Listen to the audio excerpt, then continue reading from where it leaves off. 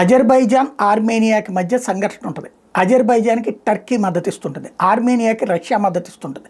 Russia ఈ మధ్యకాలంలో ఉక్రెయిన్తో గొడవల కారణంగా ఆర్మేనియాకి సహకరించలేకపోయింది. ఆ అవకాశాన్ని లీనియస్గా తీసుకున్నటువంటి టర్కీ అజర్బైజాన్కి ఇచ్చినటువంటి ఆయుధాలతో ఆర్మేనియా మీద దాడి చేసింది.